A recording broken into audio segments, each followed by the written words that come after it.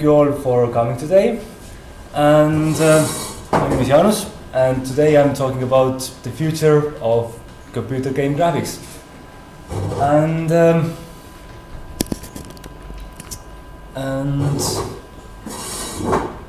I have quite a lot of slides and quite interesting things to tell you about, and for me those things are really interesting to research, and there are many things I can't cover today because I just don't have enough time. But I hope we manage to do it, and I can show you something you have never seen before. So, before we start, I have a disclaimer. First of all, because I'm talking about the future, like Bill Gates has done previously, or other guys. Then I have a lot of assumptions and predictions today, so they might become wrong. some of the algorithms I imagine might not work, but maybe it's interesting to see where it goes in a couple of years, and maybe something I still can get right. But don't worry. Most of the things are still based on some other recent technologies I'm also going to tell about that are working, and therefore those new things should work. So before we can look to the future, we shall look into history at first. So see how the graphics have evolved so far. So first, the very first games made for PCs and oftentimes those arcade gaming machines, they were like very primitive in 70s and early 80s, and oftentimes when people were programming those games, they had to really trick the computer and trick all those requirements that were available at the time. So, for example, in order to make such beautiful graphics where people were running around and had animations, they really had to tweak the hell out of the capabilities of processing at that time. Reuse a lot of sprites, save memory for instructions, and so on. For some cases, for example, the Asteroids game was originally made with vector graphics. Completely, so it had very clear lines, and there were some text-based games as well. So using just characters to render the world, like Rogue, very popular game that has created a new genre overall. But as the time evolved, 2D games appeared, some very popular ones, especially in these slides. We can see, starting from 80s, at the later 80s, some King's Quest, some adventure games. People really had those possibilities to be more creative and make different type of games, like Prince of Persia, being one of the first games having really nice animations in it, very fluid, like character movement dynamics.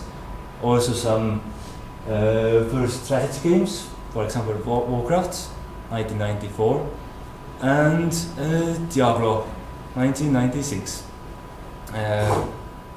So all those different, really nice-looking games, where the limit was just how good the artist could draw all the pixel art.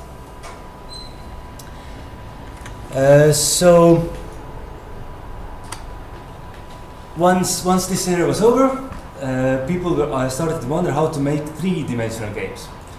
So initially, really early, at the end of 80s, people were already making some racing games where they draw the sprites in different size and somehow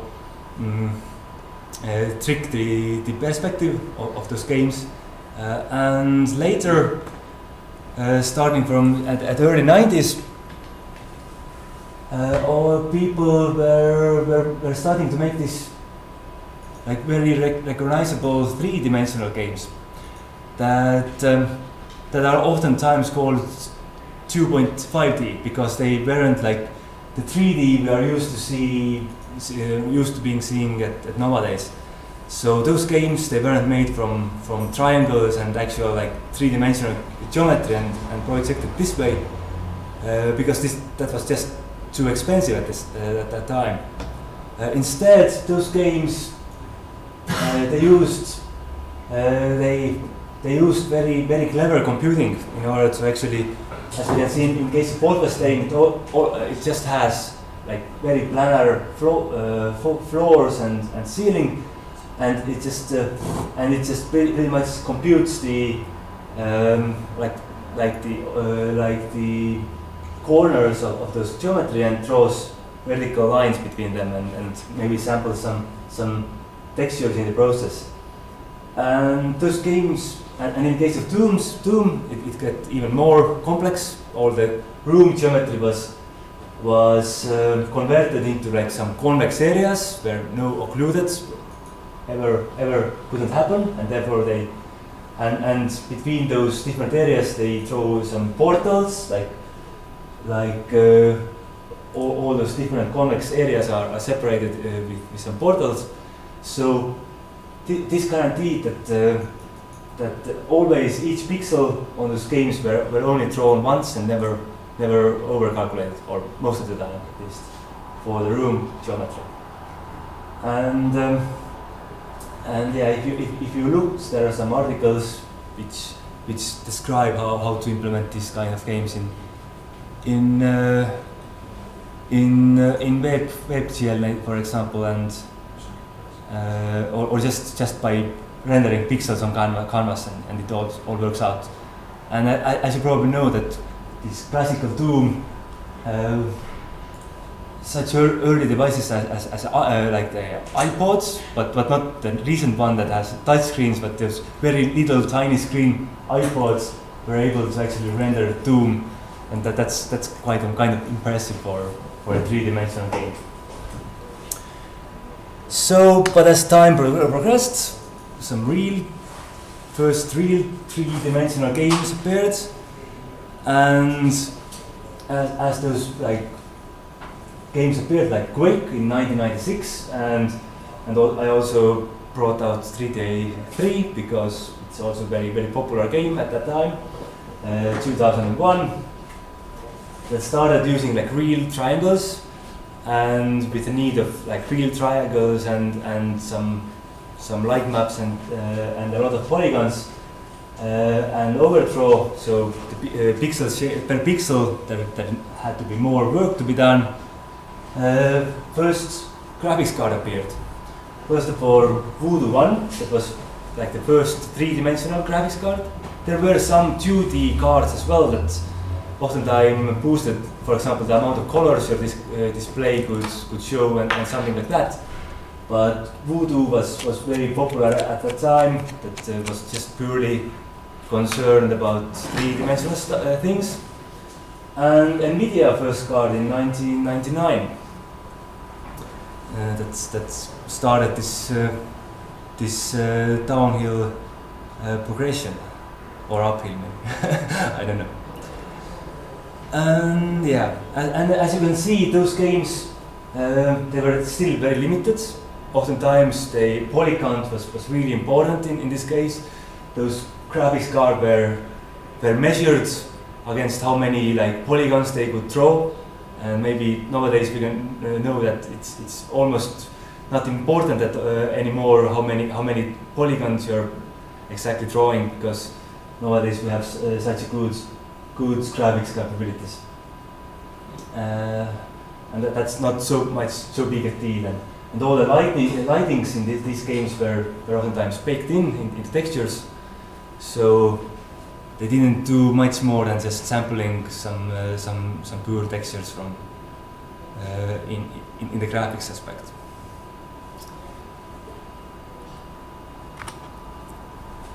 And then newer games like 2004, even I found some late 90s example that started to play around with with some real-time lighting technologies. So Doom is maybe one of the most novel one that also used very good or novel shadow rendering techniques and so on, and had very well it's mentioned a lot when talked about they really improved the lighting aspect, but also the normal maps appeared as lighting could be calculated per fragment, and therefore the normal maps. How many of you know what the normal maps are? How many don't know that? Please raise your hands.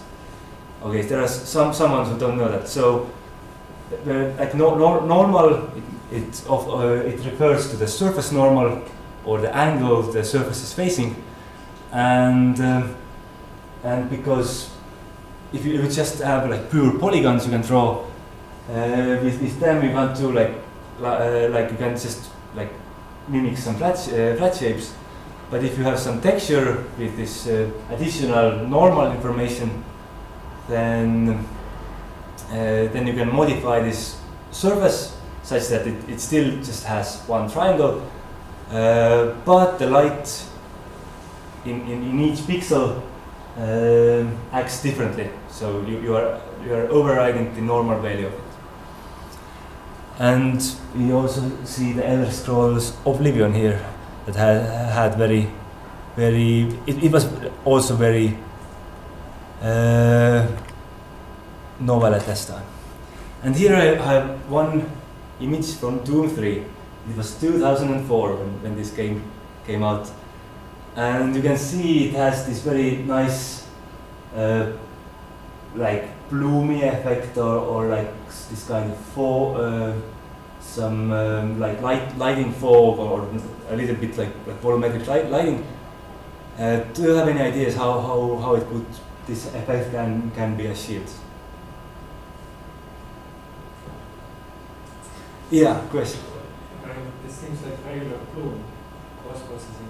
Yeah, you can definitely filter out all those bright pixels and then blur them and apply it on top. And this is how it's done usually. But this time, to have some other ways to implement this kind of trick. Let me show you. It's actually a very clever vertex animation based on your camera position.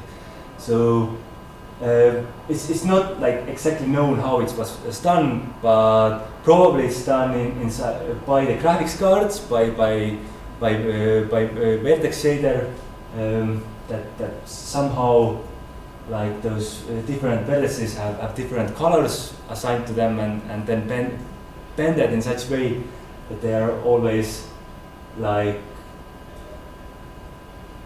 drawn accordingly, so it looks like that. So and actually it's really cheap to calculate. You only need to render those semi-transparent pixels in this area, and in terms of bloom, it has some of less problems as well. So sometimes if your lights are really small, they might become flickering if it's just a bloom effect, but this might work very well. I have a question. Yes. But why does the glow disappear when the color? Well, these calculations were done so that when they also computed the angle between the surface, the shader, and if the angle went too big, then they all faded away. Not faded, but transformed in such a way that you couldn't see them. You couldn't see the back faces. You can also Google it if you can't type it so fast. So Google Doom Glare, and you might find this page where one guy is remaking these effects in Unity, for example. However, shortly after, first post effects appeared. So as you can see, we have moved from 2004 to 2005 and 8. And at that time, at those early or middle 2000s, the game often like had or the rendering capabilities often allowed to render those very limited amount of very simple post effects. So you could actually, after you have drawn everything, you could actually go through over all those pixels in the screen and apply some blur, apply some other effects on them. However, you might know that at that time, games often like, because these were like really novel techniques, game often like overused those techniques. So, like for example, Battlefield 2 really has everything bloomed out. So all the surfaces are really blooming, and there are many other examples as well. So because this was the way to like distinguish your game from other games, you could actually do that. And maybe in case of Fallout 4 and not 4 but 3 and New Vegas, you might have noticed that everything is tinted green. So that's also like post effect where all the like just simply all the colors are being colored differently, and some guys like it, some guys don't. But at that time, it was really not used. You could make your game different this way.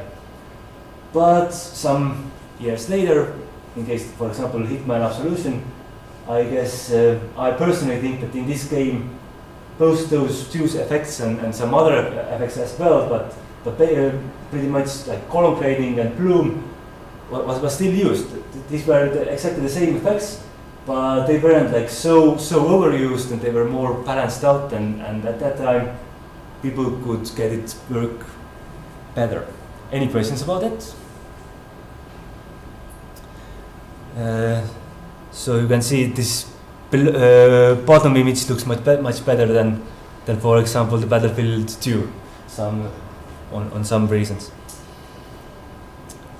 Yeah, so one thing that I have noticed is that like Hitman Absolution, like bloom effect kind of fades away with time, so it doesn't stay like blooming.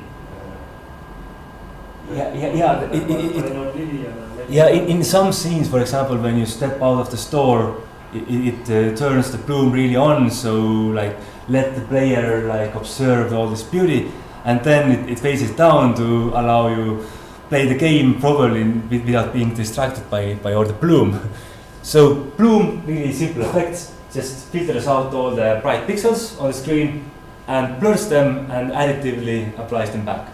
And yes, there are some more better ways to do it. Maybe you can do some color gradings in the process, but to be simplified, this was the effect. And at those like starting from 2010 and 11 ish times, people started using something called deferred rendering. So that's a way of rendering that instead of just rendering each polygon like separately, like it was done in like these cases and these cases where you are like rendering all the geometry, you can see once doing all the work for each polygon at one time. The third rendering is an alternative way to actually render the scene multiple times, but instead like rendering the like real result at once, you will render different types of information about the scene. For example, the surface normal, like word space surface normal angle for each pixel, or the depth information about the scene, or like some material amount. And there are very different types of rendering you can do. And then once you have rendered all those like initial steps, you are having this one post-processing shader that goes through all those pixels, uses all those different previous renders, and combines them, applies lighting on them, so you can still calculate based on like surface normal and maybe depth information and some other information. You can still calculate all the necessary lighting you need to have, and all the other effects as well. So yes, this technique had two main advantages for me. First of all, it allows to make lighting cheaper. So as we know, real-time lighting are really expensive in games. You probably can't have visible more than like 6 lighting at the same time at the same room spot, and then your game engines are already start crying. Unity and Unreal, for example, because if you have this type of like forward rendering, then you have to render each like triangle that's visible, even if it's visible behind some other geometry. You still have to like calculate all the lighting for it, because you don't know it yet. And secondly, you have to do it like the number of lights times the number of pixels times the number of materials. So you have to do it really a lot of times, and it scales up really fast. However, if you have deferred rendering, you can make it a little bit cheaper. You can do it in number of lights per number of pixels, I guess. So it gets, and you can sometimes crop out some areas. So deferred will make lighting cheaper, and secondly, it will allow even more post effects, because you have those very handy pre-renders. You can use those depth information or normal informations for many things you need anyway to calculate some reflections or some other things. We'll talk a little bit later. So some of the post effects are only feasible in deferred rendering mode. And deferred stencils, for example, is also such thing. So all those modern game. What's this? Do you know what's the upper game? Can you read or tell me? What's the image about this upper game? Yes, it's Doom, and below it is GTA 5. Yes, two very modern games. A lot. Well, the GTA 5 isn't like very recent, but all of them are heavily using this deferred rendering. As you can see, they calculate a lot of preliminary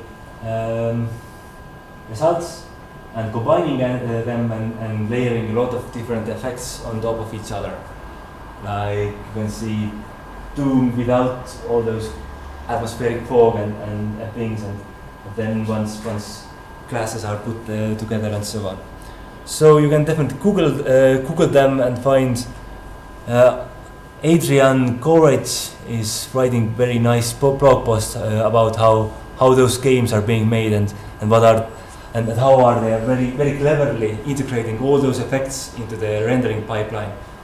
So this is the only way they can achieve such good performances right now, because all those things are heavily using like things rendered previously.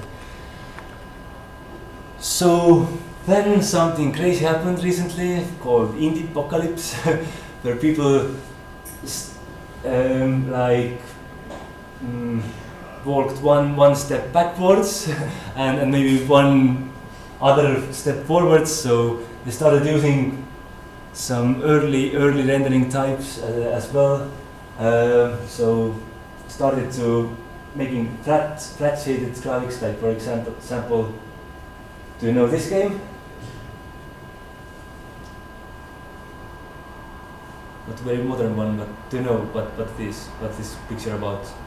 Journey. Yes, it's Journey. It uses flat shaded graphics, and and oftentimes those games, indie games, are using like these previous like technologies, not the latest effects, but they are doing it sometimes using better colors, or doing it more creatively, and some other ways, making the early games more beautiful.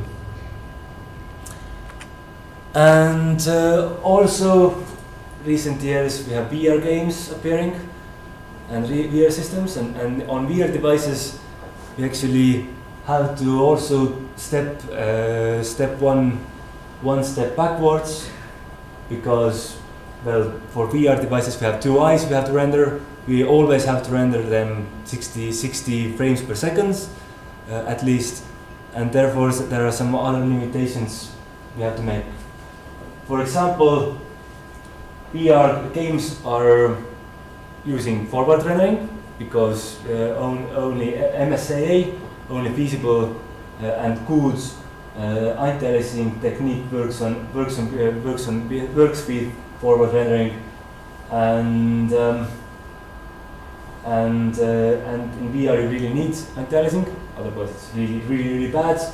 You can see those pixels very clearly, and it will break the immersion. Also, oftentimes you can see very simple shading, not those fancy things on recent games, and very few post effects, because you just don't have enough computing power. You want to put your graphics cards to do something else instead of writing post effects. So at most you can turn on some bloom, and that's pretty much it. So that was the history lesson. Thank you all. Let's go to the future now. So in order to actually improve how our games are looking, there are, in my opinion, there are three main pillars we have to concentrate on, and the three pillars that can improve our graphics. First of all, the raw rendering power. Well, the recent video cards have become very beefy, and we can assume that they might like progress at the same tempo. So we will just have more rendering power at our hands, and maybe just throw everything bigger and make our games look this way. So we already have some ways, as I said, we can to put an extra rendering power in good use. For example, render image bigger. Secondly, games are nowadays getting very expensive, very art dependent. We always have to make new games that are better than the games before, and therefore if we can somehow find ways to reduce the art creation time, or eliminate some middleman in art creation process, then this will also help us. And finally, are all those new cool technologies I'm gonna tell you today about, like for example, voxel cone tracing. So this is technology that has been like existing like many years now. I guess from 2010-ish kind, this technology was there and was implemented into Unreal Engine, for example, but you can't really see it in games. So what it means is that if you can really ray trace all the pixels in your scene, if you can just bounce around different rays and do things like real light photons are doing, then you can render everything really beautifully and don't have to think almost at all. But the problem is that this is too expensive still, and the cone ray tracing is a way to simplify it. So to separate all your room geometry into like voxel grids with different granularity, and tracing those rays against these voxel grids using some clever optimizations, you can actually do it quite efficiently already. Now the problem there actually becomes that if you have some moving objects inside a room, then you have to recreate these voxel grids, voxel data every frame, and that becomes really expensive this way. So while we have this technology, it's not being used yet, but maybe together with raw rendering power we can put it in use quite soon.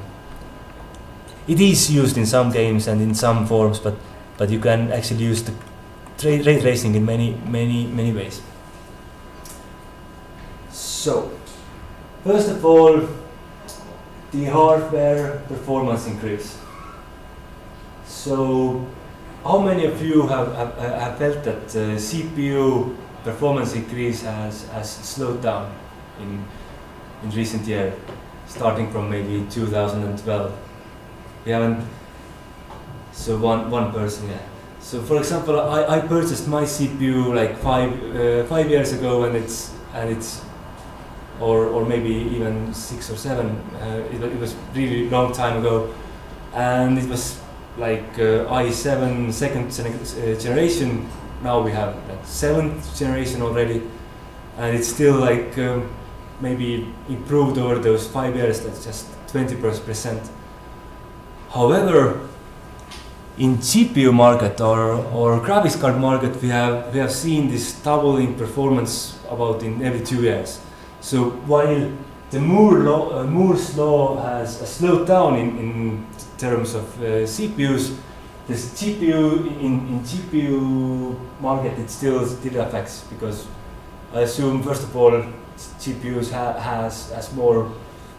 needs more like increase, because we always have the demand for better graphics, but also I think that GPUs are more easier to scale up, because you can just put more parallel computing power into them, and this way make the games better. So it seems like we are in really good situations where we have a lot of room to improve our graphics.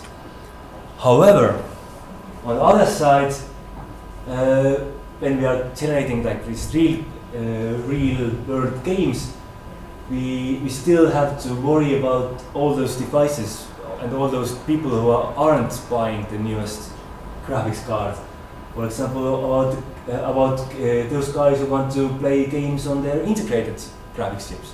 So this one shows the latest Kaby Lake Intel chip that has integrated graphics, and you can see that quite a lot of room on our like CPU are almost half of the space is actually designated for graphics, and right now this particular chip can render GTA 5 in about 30 frames per second. Is it enough for you? It's up to you. Maybe if you're playing on integrated graphics, then it might be. So when we are like designing those new concepts, we always have to design them in such a way you can turn them off, or you can like reduce the quality and somehow make our current chips running them. Otherwise, you will just eliminate a huge market of people who want to play a game in maybe suboptimal level. So, but question: have we reached photorealism already? That's another question that has been always asked. What do you think? Not really. Not really. So what's missing then? I don't know, maybe the lighting isn't good enough yet. Yeah, the lighting definitely is a hard part of photorealism, because in computer games we have to fake it oftentimes. In real world we have this real world physics that's like we have some photons bouncing around, and it's really hard to do. But other thing, have we achieved photorealism and can tell that there isn't nowhere to improve anymore. Textures. Okay, textures. What's about textures? Why? What's the problem with textures? Well, if you want to look at the texture really closely, very Yeah. So in distance, those images might look pretty good, but so there are always so much pixels you can like put into textures. So if you get close, you can see these pixels. But that's one thing I will show some techniques to overcome that as well. So, but that's nice thing. Any other questions where we still need some improvement? Perhaps we need to increase like the polygons on things to make it really high quality items. So even if you look at them close, then they seem unrealistic. They sometimes seem like too sharp and they don't know. If you look them very close, you can see the polygons and or the sharp edges sometimes. Yes, that might be the case. However, in recent years, the polygon isn't such a big issue. First of all, we can always like load our like distant geometry, and if you have a really detailed model in close up, you can render it very detailed. And those modern game engines say that approximately, for example, in Unity, you can quite finely render approximately 2 million vertices at one time, and that's quite many already. So that's not such a big issue, but yes, we definitely need some ways to make things look more softer and even in close distances. That's something I always also will cover. Some other ideas? Well, probably the graphics cards have to improve a lot, like processing power, also the memory. Like it's usually in the games, the further the project is, like the quality degrades quite substantially. Yeah. So one thing is that we are now having those very nice 4K like TVs that are like having very sharp picture, and all those demo videos are looking really good. However, our like graphics cards still can't really render things in 4K. Only the very recent graphics card can, and maybe we want to render it then in 8K, so detail get even smaller and better this way. That's also something that might be improved. And yes, while some people have this hobby to actually take a reference photo and try to capture it in Unreal or in Unity as closely as possible, and those images sometimes all get really good. So in this regard, if you don't really look at those geometry really like too closely, like trying to find all those errors, then sometimes those images already resemble real life in better engines. So you can fake this real life looking things. However, you might be more interested in things that aren't photorealistic, that are better than in real life. So about those new awesome games where you have all those amazing clouds, all those new E3 games pretty much that are drawing something more than just what we can see, like copy from photograph, and trying to sometimes in games like render huge battle scenes with tens of thousands of people, and these are the parts that are oftentimes more taxing and more interesting. So first things first, jagged corners. So how many of you have problem with this thing here? Yeah, so some of you have. So in games, if you are drawing things for a monitor and you're rendering some real life continuous triangles to them, then once you calculate the pixels, for those triangles, they might get pixelated, and in order to in order to like show them more more like they are diagonal lines, you have to somehow blend different colors, not just the colors of faces, but some intermediate colors together to smooth them out. I assume all of you know what anti-aliasing and aliasing is, and I've seen this kind of program that if you don't have like 4K TV, then you sometimes see even more better, and those edges are starting to flicker very soon. So, and there are many different techniques to overcome those sharp edges or those pixelated edges, and these are called anti-aliasing methods, like the aliasing, and these are for anti-aliasing. And here are some MLA, FXAA, SMAA, MSAA, SMAA 8 times. So which one is the best for you? Which picture?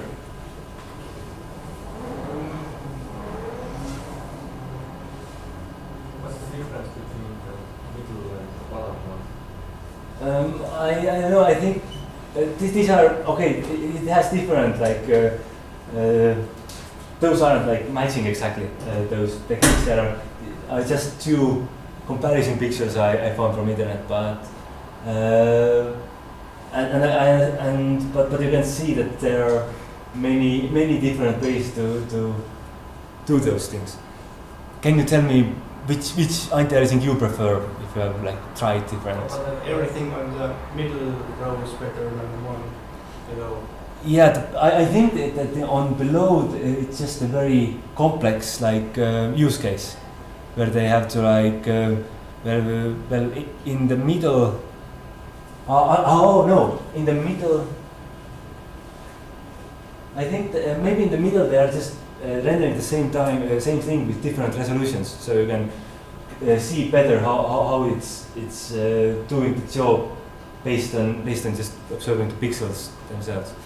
So anyway, I don't assume you can like say the difference between those images very clearly, but maybe you just have some opinion by yourself. So which anti-aliasing method you have seen is working the best?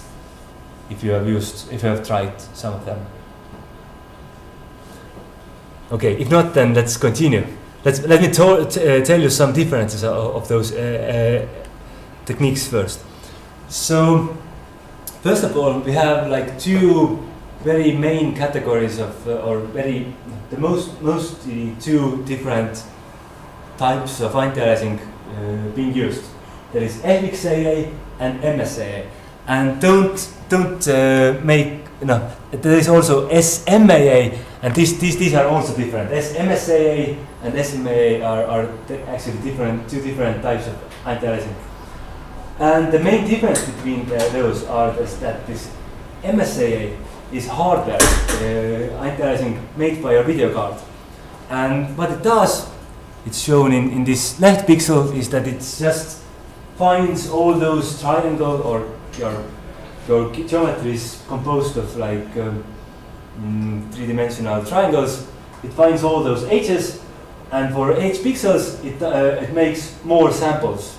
So it samples not just like one position per pixel, but it actually samples some sub-coordinates, and based on how many like those sub-coordinates are fitting for one surfaces and for the other, it calculates, it takes the amount of one versus the other color there.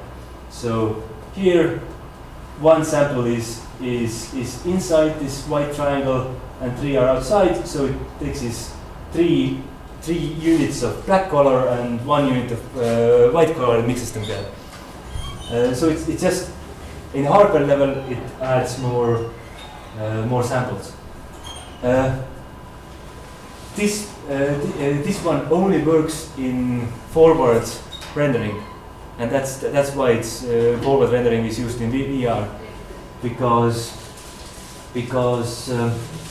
in the third rendering, once you have calculated all those sub results or all those pixel representations of your things, you have lost. You can't do them like this middle thing. You can even have a pixel for this geometry or not.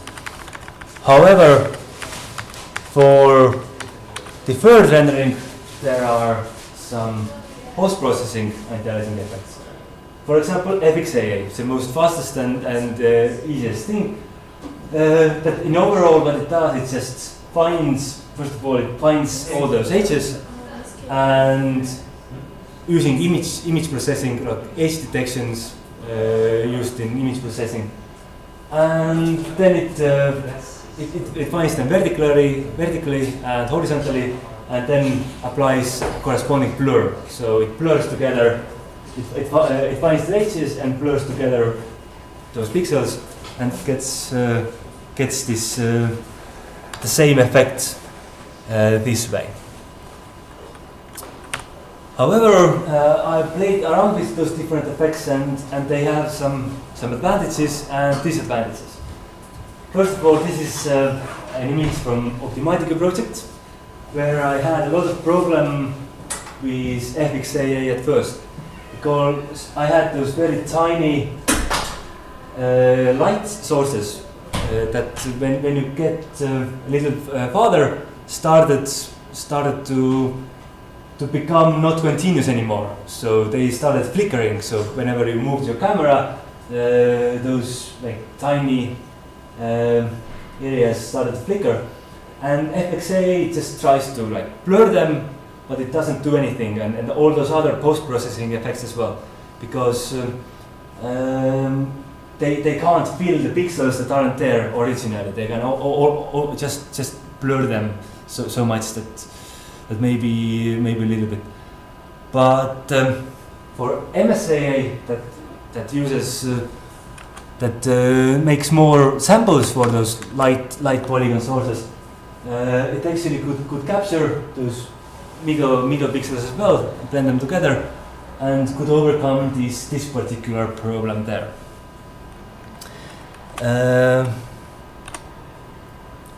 However, on some other cases, for example, if you have some grass that's oftentimes made with alpha cutout, so you are just discarding some of the pixels that are marked with enough alpha in your picture, and drawing only others.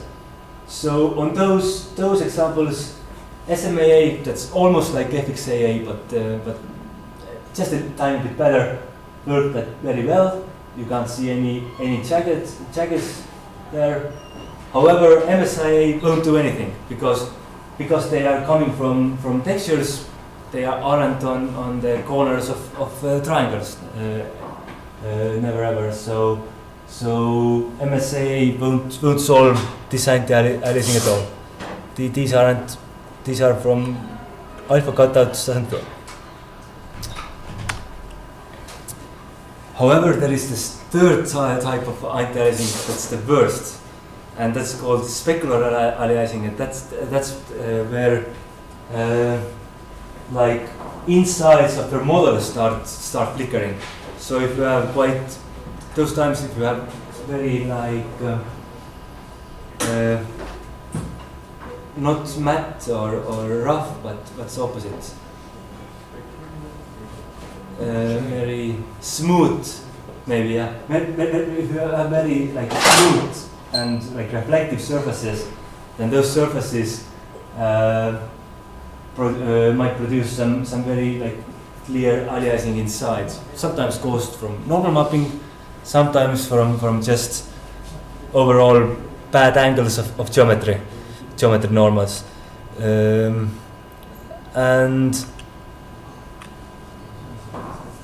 and here is an example of Elite Dangerous, where you can see with your own eyes all this flickering that goes on. They might have fixed it, but you can see all those edges are really badly flickering around. and if you're moving either faster, then everything starts flickering, and it gets quite bad as well.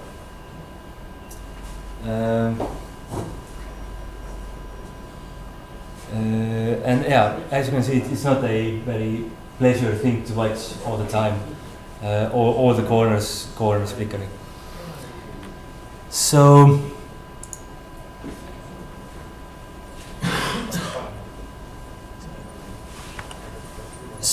And it's especially bad in VR games. For example, here's raw data, one very praised VR game that has very good graphics overall, made with Unreal Engine.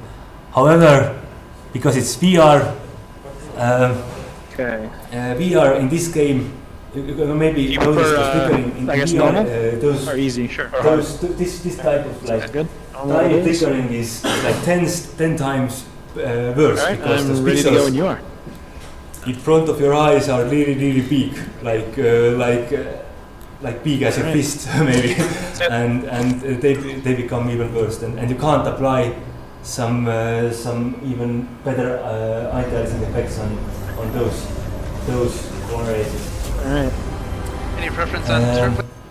So while it's one of the best, one of the VR games with best graphics, it's still, the flickering is really bad. And where this kind of flicker comes from is it has multiple problems, and one problem is normal mapping map error. So because if you think about the normal maps, they are like changing the normal data of your surfaces.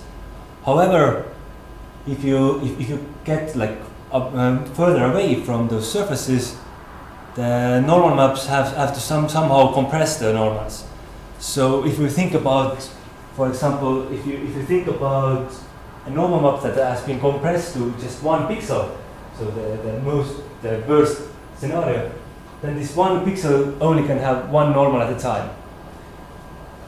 And what does it mean is that in case if you are looking things with some very far and you have a lot of resolution for your normal map, then the normal map makes it rough because each normal looks into different direction, and it's rough this way because the normal changes the surface rough. However, if you just have 1 pixel with 1 normal, this particular pixel will be like really smooth, like smooth as ice, because it's just one. No, it doesn't have any roughness information anymore. So as you can see, if you get away from this sphere, it gets more like glossier and it becomes very glossy mess at the later distances. And so there should be some methods to actually turn it down and reduce the glossiness. So Valve solution. The Valve is the company who has made the VR lab, for example, and implemented this solution there. Their solution is actually to increase the curvature roughness on those later MIP maps. So here's an example of texture. If you just have this original texture that has a lot of specular flickering on edges, then if you just increase their roughness, then they become less and less pronounced, and it will eliminate them quite a lot. And yeah, I also tried to implement it as well into Unity shader, and I also started like tweaking other parameters. So here you can see that they are the overall appearance also like changes a little bit when you make them rougher. So you can also like turn down some colors and overall and make them dimmer again. So that's one way to overcome it. And how it's done is that first of all the curvature is baked into the normal maps, so you often have some channels left over. You can bake the curvature inside, and secondly, for the as I said, the same flickering can appear when you have just very bad angles of your regular geometry. Then to overcome this, you can also actually get the curvature or the normal information from the image while you're rendering it. And that's because video card is made in such a way that it always renders 4 pixels at one time. And you can actually ask the differences of different values between those pixels. So you can actually get the normal differences in word space while you're rendering the geometry. It might not work on every possible like video cards, but mostly you can actually get the world normals as well. But there is an other alternative to actually eliminate all the specular reflex, all the flickering altogether, and that's called super sampling. So you just render everything bigger, and so all those sub-pixel problems get even less and less pronounced.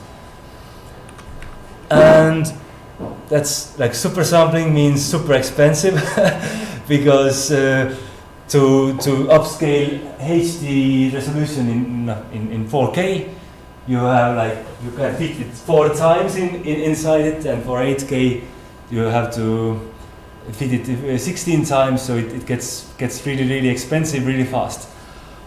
However, it's great for less demanding games already. So already we can render some League of Legends and some less graphically less demanding games just bigger and enjoy the power of our graphics cards in those games a good way. And this will like reduce the overall quality, not just on edges but on textures as well, because everything is sharper. However, it might not be like always feasible, but you can and this image here illustrates why the super sampling works. It's just having more samples for the same geometry, and once you throw through the original like 3x3 grids, if you have more samples, you can it automatically blends the colors together. And this dynamic super sampling is, and here you can see how it's working on those pixels as well. So here you have this banding to regions, and here you have like more uniform lines with more samples. So, and this is oftentimes implemented by Valve in VR rendering. You can actually they have actually uploaded this part of their code into Unity Asset Store. It's free. You can download this dynamic super sampling for yourself, and it has multiple like optimizations in there. First of all, it draws different regions of your visible area in different resolution. At the center of your eye, it draws very small resolution, and on outside it draws bigger resolution. And it also measures your computer performance, how fast your game is rendering, how many milliseconds it takes, and based on that, it can also like increase and decrease the resolution dynamically while you're playing. So if it sees that you are looking in some very expensive taxing places, then it automatically very quickly lowers the resolution. And if you are looking on some skybox or something, then it goes up in multiple levels again. So it becomes more crisp. and this way they made it run in very different wide range of video cards. However, here they are they have this. You have this problem that you have to render in different resolutions on the same image, and that's might become a problem. Have you any idea how to do that?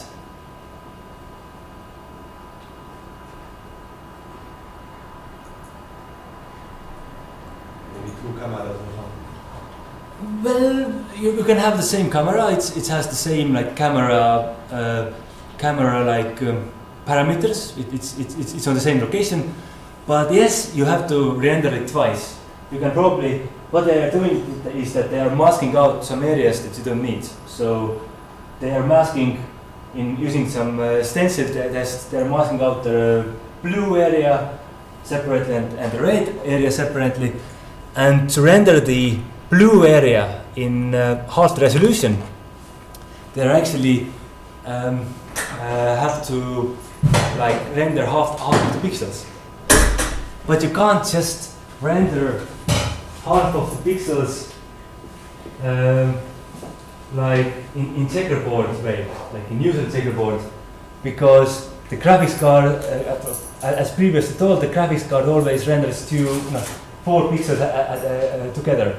So if you just eliminate those like every second pixel, it won't increase your performance at all, because graphics cards still have to put the same amount of work to render them. However, they are reducing 4x4 squares of this image. So, like turning off the whole 4x4 square at once, and then after it has been turned down, they have this image effect run over it that actually like pulls all those vertices inwards and fills those gaps as well. So quite tricky solution there. And something where you have to know how video cards are rendering images in order to sample. So yeah, as you can see, there are some blur applied and just pulling those vertices inwards. Alright, but as we can see, rendering image larger isn't always like feasible yet, and might not be even feasible in couple of years, because we might want to use this additional power in some other areas. Render more triangles, render better pixels, better textures. So is there any other way to get this data? No. So as we can see, the problem of aliasing becomes that we just doesn't have enough data for each pixel. So can we somewhere else find this additional data for those pixels to make them smooth? So Predict, maybe. How can you predict them? From where will you like receive this additional information? In terms of MSAA, you could like only like sample more pixels for those edges. That was how it was optimized. It still takes more time because for each edge you have to like put more samples, calculate more pixels. But where else can you get this data instead of simply sampling during the same frame, like sampling it bigger and then reducing it if it won't suffice? Maybe you can look at the past frames you have rendered before. Exactly. Maybe you saw the previous frame. So yes, there is one more very novel anti-aliasing technique, and that's called temporal anti-aliasing. And that it uses previous renders in order to get this better results. And if your camera is just like rendering being still, and your scene is also still, then to get more like resolution, it also applies some sub-pixel noise to the frame. So it just flickers the render position for some noise amount So it artificially adds this noise to it to get more accurate renders. So if you get it working, the temporal aliasing will be really, really good. So let's see. If you just take those previous frames and you linearly blend them together, like they take this frame, take some amount of the previous frame and some amount of the frame before that, then you'll get a very, very poor man's motion blur. Maybe in some older games you have maybe noticed that if you have also have low FPS, it has this very, you can see all those frames at once. So coasting at low frames per second. However, if you know how many each pixel moves in this image, you can actually use some range projection. So the amount this pixel moves from this pixel moves previous frame to here. So reproject the pixels to the right position. And you can also like use some mathematical clamping to even further smooth it out. So I've also linked this in CryEngine 3. If you Google, you can find this article that tells how it's done in CryEngine, and this way get even better results. However, do you have any ideas how to get this type of movement information per pixel? So for each pixel you need to know how much has it been moved.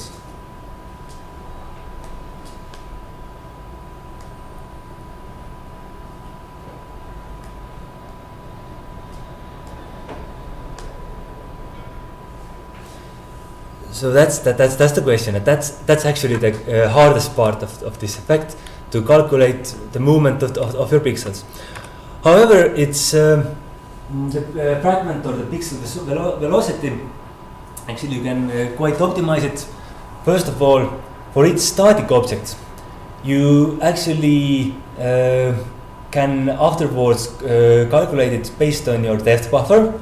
So you actually have your camera information and you have this type of depth buffer. It looks like this, that tells how far from your screen all the pixels are, and based on your camera, you know how much your camera has been moved, and you know the depth, and you can like mathematically calculate how much each static pixel has been moved compared to the previous frame.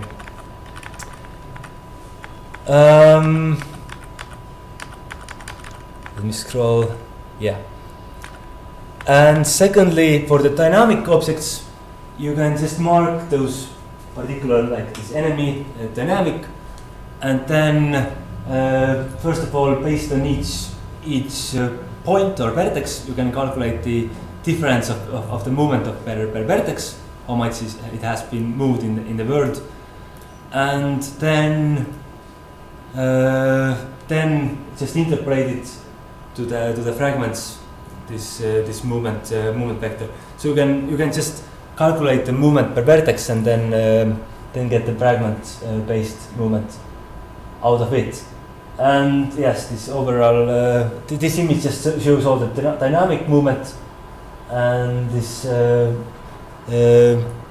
like static movement or the camera movement is applied to it afterwards. And for example, here's an illustration video about how Unreal is doing it.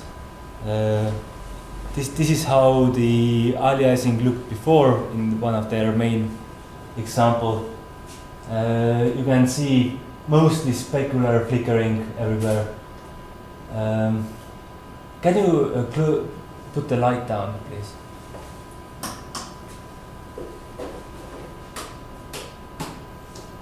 Yeah, you can see everything is flickering. So now you can see it. Previously it was quite bad to see. And then with temporal anti-aliasing,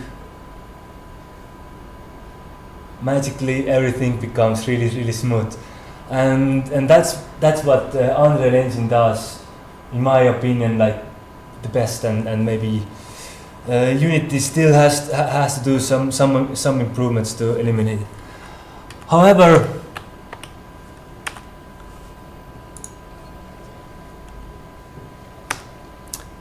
for Unity, I've also seen one additional external asset. I haven't tried it myself, so I can't tell you for sure, but also does it very well for Unity. And in the latest Unity post-effect stack, they've also added temporal aliasing, but it has it has much more artifacts compared to Unreal, so I hope they will make it better in the future. So they have shown us very well, you can see that and show how much the temporal aliasing makes them better.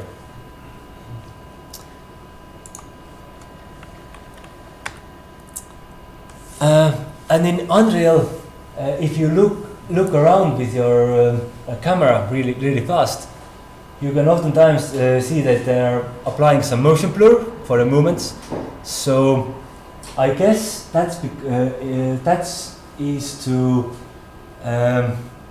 actually cover some artifacts of temporal aliasing, especially when you're moving really fast. Your pixels don't have enough time to converge or enough like samples yet, so those pixels will become crisp while you are moving very fast, and then with the following frames, once you have stopped, they become smooth again because the pixels have enough data gathered to start blurring out. And here's one Unreal developer has made this very nice capture to show that while you're moving, your gun gets quite crisp from the edges.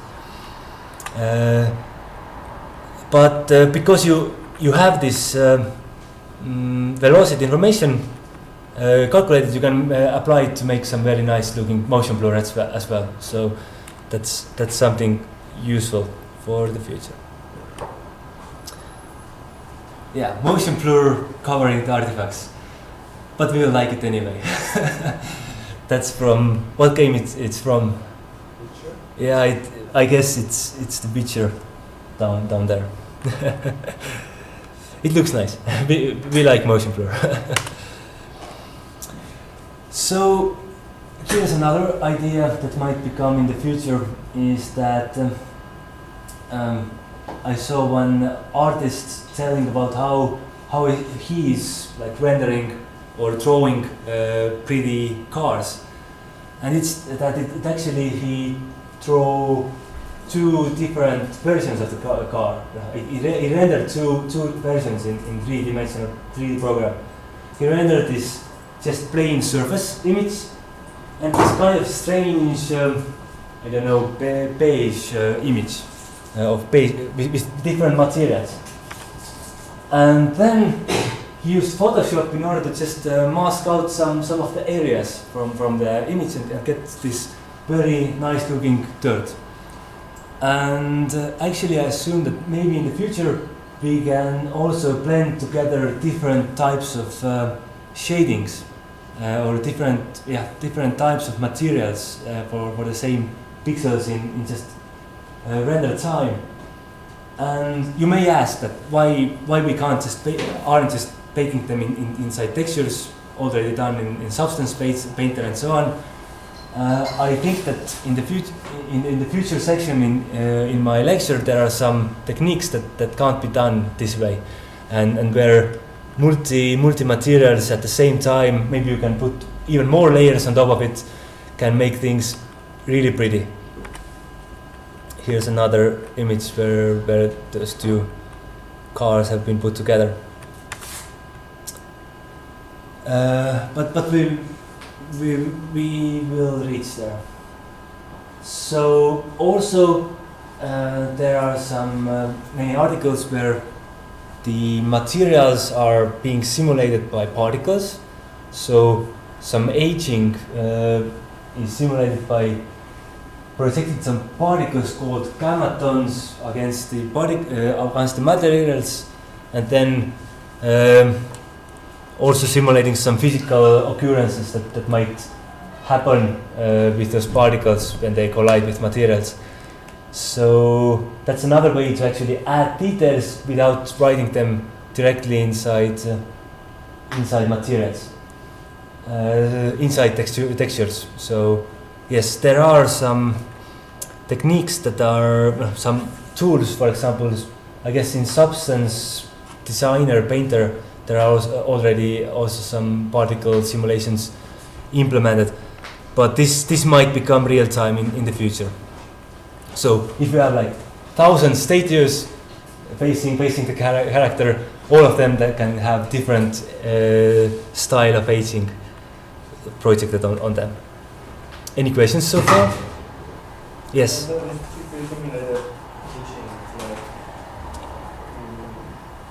Why don't you simulate it before rendering? Why I don't like simulate it inside textures? You mean you can simply like generate the texture that looks like this. Oh, okay. Yes. Yeah. So yes, you can, and I said Substance Designer is already doing it for you, and you can take all the time in the world in order to calculate it. I hope that in the future there will be more programs like that and better alternatives. However, there are some techniques where you can't that I will like show you in future that where you can't use the classical types of classical texture sheets, and we'll see it quite soon.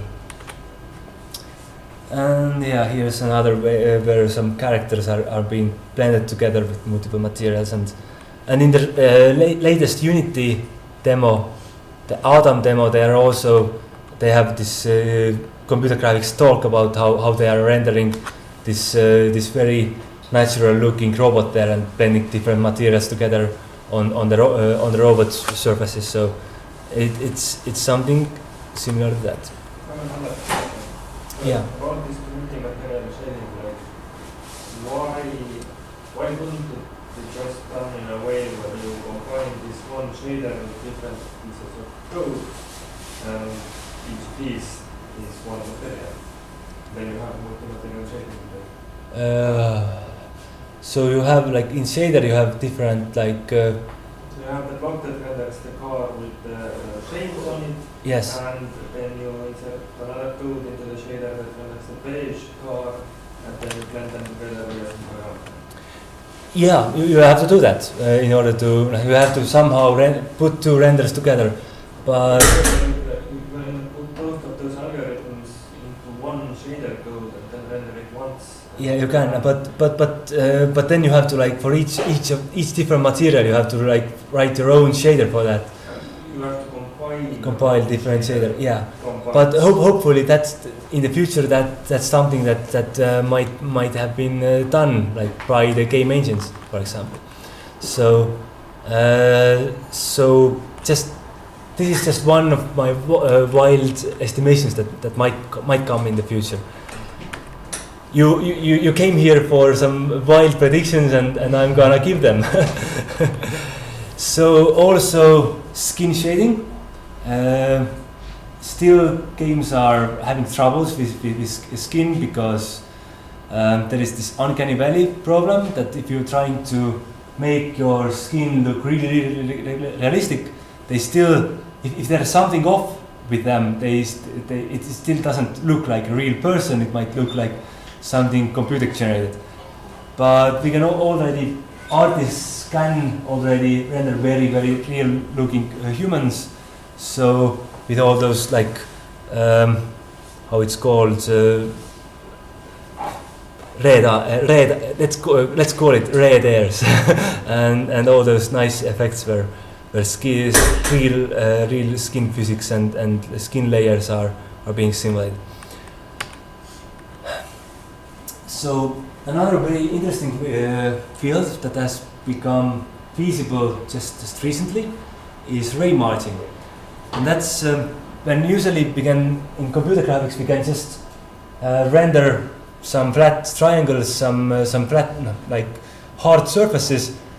Then in order to render some soft materials like fog or clouds, it gets quite tricky because well, you can just render different layers that have some alpha blended alpha cutouts inside them, but it doesn't still look right. But there is a technique recently becoming feasible. It's called ray marching, where you can actually project a ray from your camera point to the scene and generate some very nice looking, this kind of not completely all this, like, I don't know how it's called, volumetric materials, let's say. So here's an image from about how the volumetric fog looks. It looks really pretty. So you can see that light is refracting inside this fog and so on. And this ray marching, so where you are like actually following the ray as it goes. The ray marching, it's done. It has to be done in some volume, and this volume can be even like some real world volume cube. You can just go project the ray from one side to another, and find how find all the samples inside the cube, or you can also do it inside your camera frustum. So the camera frustum is the area of space your camera can see, and you can just simulate inside this particular area. And in this camera frustum you can also be clever and separate it into some voxel grid, for example, where you have more precision in front of your screen and less in the background. And Unity does it really well. So here how it's done it was first in video games. It was first introduced in Assassin's Creed Black Flag 2013, where they applied this volumetric fog, and that's how much it takes time. They have this article about it. These are the steps that it does. It actually makes some blur and it pretty much for each pixel, let's say, it samples the distance from your camera to the object that's occluding it, and samples some points in between, and also for each point it calculates how the light is, how thick the fog is at this point, and how the light is scattering regarding to this one point. And yes, for example, in Horizon Zero Dawn, they are used very similar technique to render those really unbelievable clouds, and they have another article about that as well. Okay, but how to do it fast? That's the question. Because still, to make it, if you have too few samples, your like volumetric fog won't be like really volumetric, and if you have too many samples, then let's say you have 1,000 samples, then for each pixel of your screen you have to do 1,000 calculations, and that's way too much. However, there is something called stochastic rendering, and that's some mathematical or some statistical rendering, where you don't like take all the samples in between, but randomly select some samples based on some noise, for example, and so on. So you can actually sample a lot of things stochastically. You can sample those shadows, or those very nice soft shadows stochastically, because it is like ambient occlusion pretty much, where you have this one point and you like trace multiple rays around each direction and see how many of them are going inside the light source. So, but instead of like taking all the samples, you can just randomly select few of them, and this way you get some image that looks similar but very pixelated, let's say. However, we recently talked about the temporal anti-aliasing, and it has a very nice side effect to it. So we can use it to clear up these pixelated results. So we can, if we like in different frames, we are like having different samples, then the temporal anti-aliasing will put them together. So we can do stochastically everything: shadows, reflections, volumes, and let's just see how the Insight game does volumetrics. So first of all, they tried to make it work with 128 samples per pixels. So they traced this ray and checked 128 samples for each pixels, and it took them 22 milliseconds to do it 1080p. Now the question's how many frames per second it is.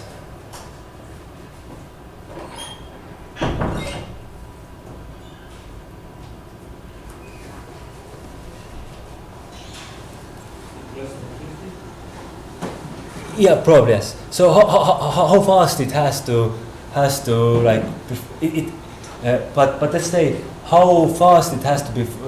How many milliseconds do you have if you want your game render in 60 frames per second? 16. Yes.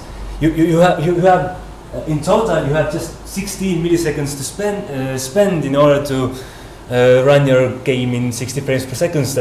That's like, in some gamers, for the minimum amount your game should be able to render.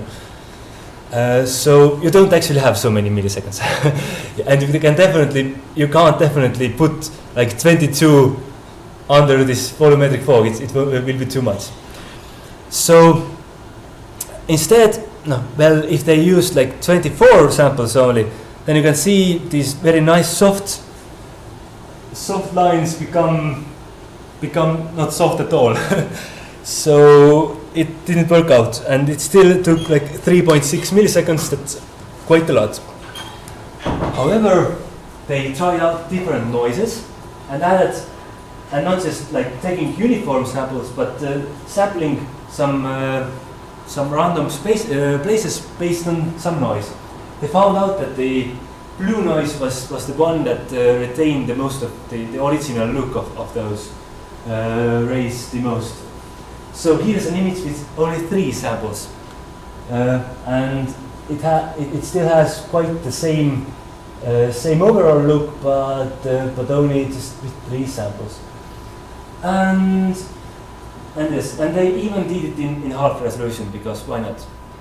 And then in order to break this very uniform like noise up, because temporal anti-aliasing can't really work with very uniform flickering, and they also add some noisy blur on top of it. So pretty much doing a very cheap blur that just samples few points in each direction, just maybe points in randomly in each direction. And then all what's left to do was left for temporal anti-aliasing, and here you can see the difference. This one done with not just 3 but 6 samples on half resolution on 1080p took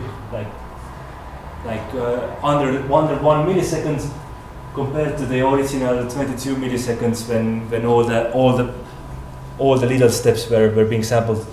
And I guess you can't really see much difference there, just very tiny amount. the overall nice look is still retained. Any questions? Yes. Blue noise has very like this kind of pattern. It's not just complete like random like noise like you are seeing in the white noise case, but it has a little bit of like uniform pattern inside it. So it's just this mathematical algorithm. Because the purely white noise just broke the overall look really up, and those lines disappeared completely. And yeah, when you're applying those different effects, you can actually reuse a lot of things in your post processing stack. For blur, you can make some volumetric fog, uses its bloom, delta fields, blurred materials, and as we also saw that pixel velocity could be used for temporal anti-aliasing, also for motion blur, and so on. So you really want to not just write every effect one by one, but combine them together inside your workflow. So Doom does it very well. All right. If you have to go or leave early, you can always do it. Don't bother. It just takes me a lot of time to show you all those great things to you. So, well, then first, what game it is shown on the picture in left? Fallout 4, yes. When Fallout 4 firstly came out, then people were complaining that it really didn't look good, or especially the car character. It looks like too flat. It's not hairy, nice car we have used to see in recent years, but it looked really flat. So, any ideas how can we make the car, dog, dog look hairy?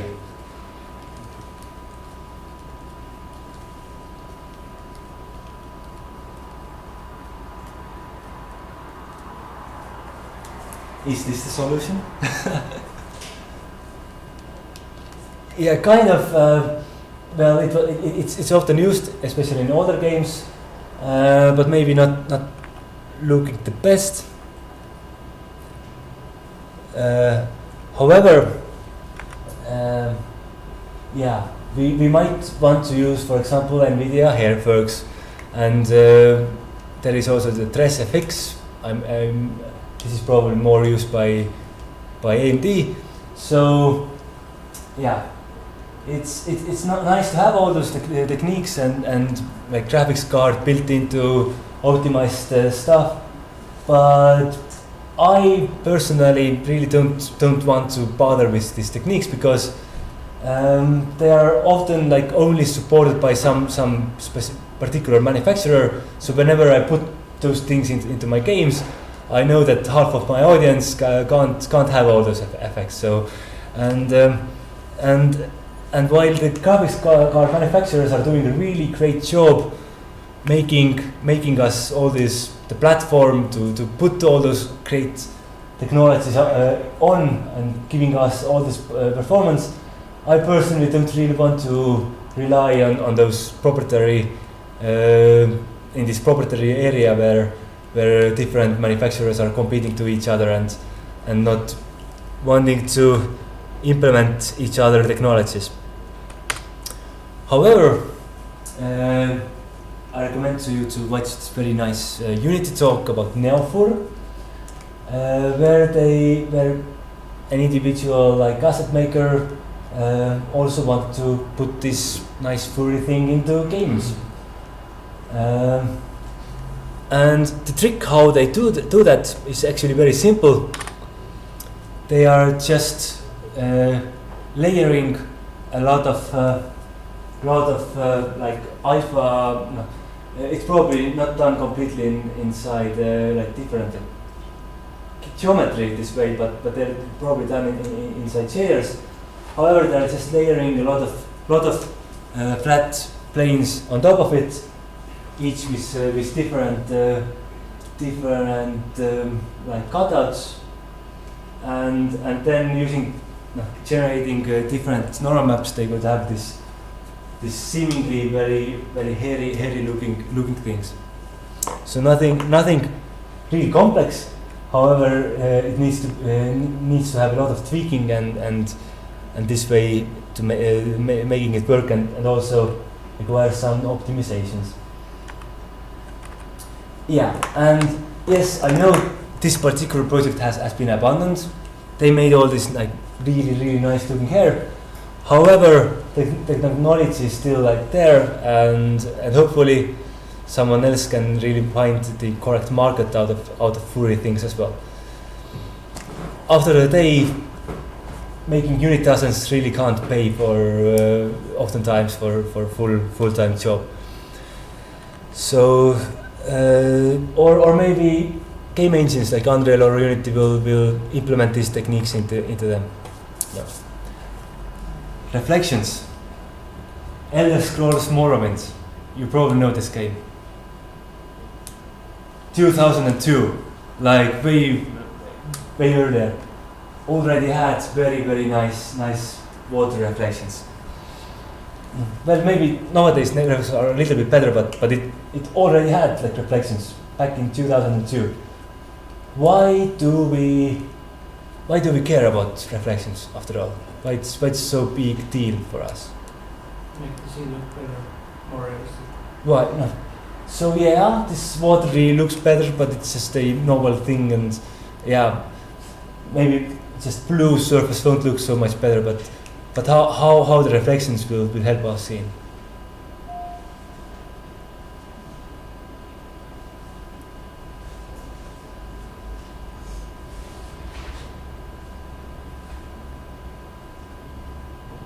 So yes, we can make nice looking water, and that was early days was the one thing that they used the reflections the most. But now we actually care more about the reflections. And why do we need? We oftentimes in games we might not even have any mirrors or water, but why do we still care? Exactly. So while those very early shaders just had these just some very basic diffuse light calculations or some funk shaders on it, and it looked very plasticky. Nowadays we really want those PBR materials. Everyone's talking PBR. If you're not doing PBR materials games, then we don't know what you're doing. You should use PBR. And what the PBR has, or why the PBR is working, the most important thing is just the reflections. The reflections are the biggest improvement compared to these earlier plastic-looking materials, is that they can somehow put reflections to it.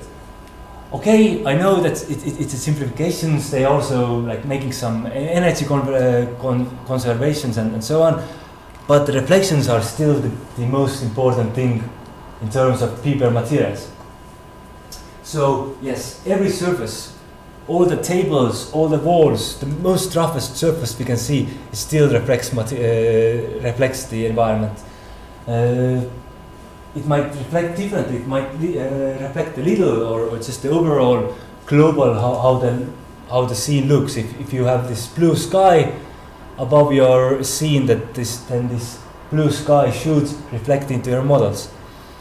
And secondly, if you have like metal materials, then those metals, they don't have any albedo reflections or those diffuse reflections at all. So the albedo material physically won't matter for metallic object at all. They are only having the environment reflections. So yes, this reflection can be like rough, they can be blurred, and they can be tinted in terms of like gold or copper, for example. But there aren't any like other like surface colors somewhere. So basically, if you have a metallic surface, you're just multiplicatively blending the specular together with the specular color together with the material. And if you have a bad material and reflection setup, so for example in this scene you can see it has some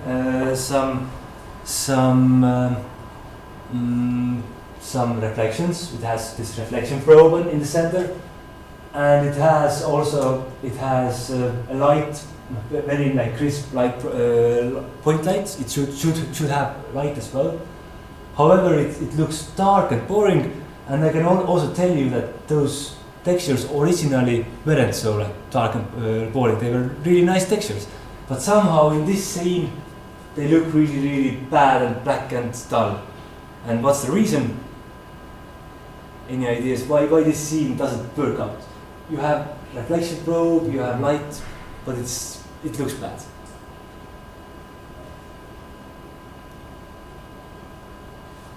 Because all the materials, most of the materials were actually metallic materials. So because metallic materials don't have any like diffuse light to contribute to the scene, then they could only like show what's being reflected. But if the thing that was being reflected was also metallic surface, then they could only like reflect like mostly like black surfaces, and they don't like contribute any nice lighting into scene this way. So yeah, there are main type of like reflections are first the reflection probes. So these are just points in the scene that are reflecting around them, and it's possible to blend between those points, those areas, and it's also possible to estimate the shape of those areas by some rectangle. So if you have some rooms in rectangular shape, then your reflection probes can work really well. But if you can't them, then they will sometimes look off. But if you don't have like very clear surfaces, you can but your reflections look off, then you can still like fake it, and users might not notice that the surface, that those like pillars aren't like aligning together, and if you have like very rough surfaces, then it might still work to just contribute to light. However, there are other type of reflections, for example planar reflections, and not just capturing one inside the cube. They are made by adding another camera, so twice the rendering needed for planar reflections that are projecting this screen from reflected angle, and adding this reflection on top. So for example, used in alien isolation. How can you tell it uses planar reflection is that while this area can somehow like reflect some light coming from the top of the screen, these light sources aren't visible by themselves, and for it only works for flat surfaces because it projects from the flat surfaces. But you can also do some nice looking thing. For example, for Unity, one guy is implementing, probably releasing soon, a improved planar reflections that also calculates how far the reflections are from the reflected surfaces, and therefore makes them blurrier for distance. That's something that's really necessary for reflections. Otherwise, they will look off if they don't blur in distance. Yeah, the same reflection probes are made with environment cube mapping. So instead of just reflecting one camera, it has those spheres and reflecting all the angles, or like rendering all the directions with 6 cameras. Yes, 6 perspective cameras. And as I told, there are some technologies to actually not just having this overall like background reflections, but actually estimate the reflective area by some surface or some box. So if your room has box shape, those lines will align together. And in GPU Pro 4, the book I don't have, they have described a way to actually also add some billboards to the reflections. So this way add some dynamic things inside those reflection probes in order to make them fast, because rendering six like samples of a frame is really slow. But if you can like pre-render it offline and then just put some geometry on top, some billboards inside reflections, then it will look really nice. And if you wonder, then in Unity you have this nice little checkbox, don't miss it.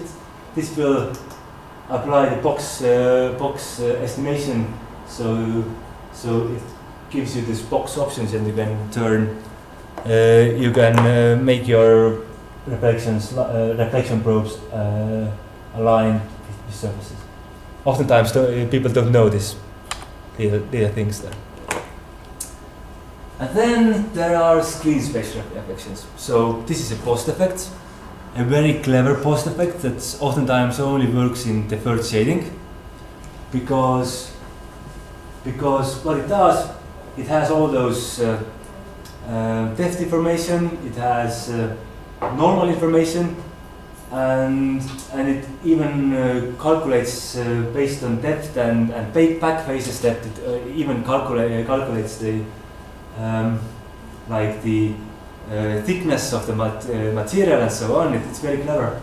So it's very clever. What it does, it finds the point that you want to reflect, and then based on the point and the normal of the area, tries to predict and tries to find where this what surface this point reflects. So using whatever you have rendered previously, it will try to render things in addition. So here you can see some samples where pressing in screen space reflections can make your image much better, looking much better. In real time, it's a very like complex post effect. It's quite taxing. It's not very cheap, but it's actually, you don't have to do any additional render. So everything you have in the screen already, you can use to reflect. Yes, question. Yeah. So do I get it right that it doesn't reflect a pixel or a value that hasn't been rendered on the screen? Yes. So if you have a big box here and some surface should reflect behind the box, then it won't be like reflected because the box is occluding it. Or for example, if you are watching the screen in such an angle, for example, watching only the floor, then the floor can't reflect anything because it doesn't have the door to reflect. So the reflection will fade, and sometimes fade really badly. So here's an example from Unreal where there are compared planar reflections with screen space reflections, both seemingly doing almost the same thing. However, screen space reflection has some troubles in this edge area where he couldn't like reflect this mountain and has this hard effect there. And sometimes you can see those reflections popping in and off in terms of screen space reflections. So screen space reflection can reflect any angle, can't reflect things outside the screen. Planar reflections works only for a single surface but can reflect everything. So yeah. And one of my ideas, maybe in the future, we can actually somehow render things from different angles, from depending on our camera, find the best angles of it, and do some extra work, render not just like planar from only from below the camera, but render from left and right and whenever needed, and can give some can combine those two techniques to actually fill all the geometry with expensive planar reflections, but using the same calculations that are done in screen space reflections, yes. And maybe we can optimize it by masking out some surfaces that aren't needing to be reflected. Maybe doing some pre-pass to find areas that has to be reflected at first, and then rendering the scene only for those areas. So that's definitely something I think that should have been researched further. Now we have this extra rendering power. We can render more pixels that are only initially in the screen. And yes, this voxel cone tracing might be another solution always, where you're representing the room with voxels and then ray tracing some actual reflections. So yeah, lighting. As I said before, real-time lighting is really expensive.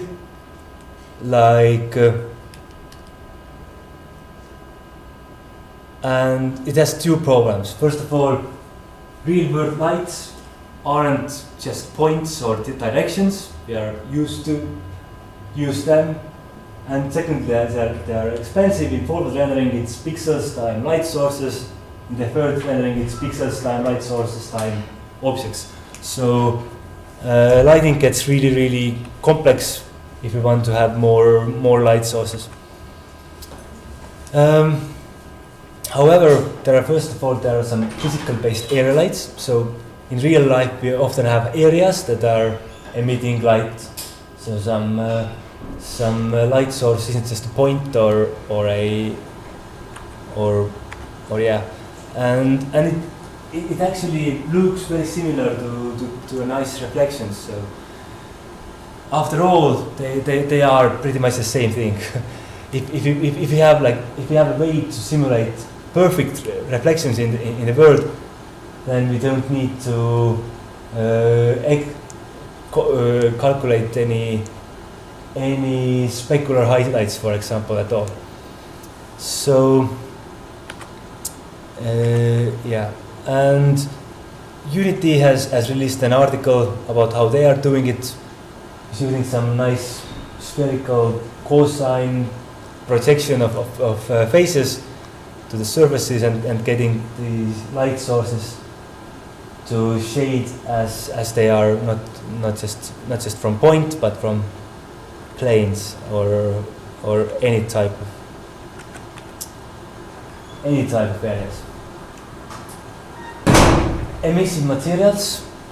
Oftentimes we can also bake those emissive reflections inside textures, as Enlighten is doing. So it pre-computes all the materials, how they are reflecting, and then this information is stored inside light maps, and then it can apply in quite in real time. At least the light sources can, for example, you can change the angle of your directional light and turn off some emissive materials in real time in case of Enlighten, but you can't. But they only affect static objects and light probes. However, one of my ideas that might become useful is to actually use the light probes for generating light. So light probes right now, they are quite often used when the static light maps has been calculated. Then the lighting is captured inside some room points, and all the dynamic objects that are moving around between those room like points, the light are interpolated between the closest points, and those points can actually store the direction, and they are really fast to calculate. You can interpolate between those different points and really fastly find it. So maybe we can in future calculate those spherical harmonics, those points in some boxer grids in real time, and don't have to rely on like complex lighting at all. Animations. 3 to 8, 3 characters. Can you notice something?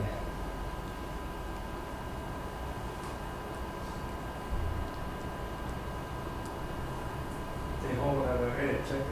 They all have a red jacket. A nice observation. They all have the same pose. Yeah, but something graphically. We are talking about graphics.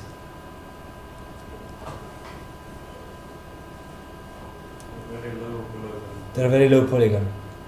But then it's called animations, so something regarding that.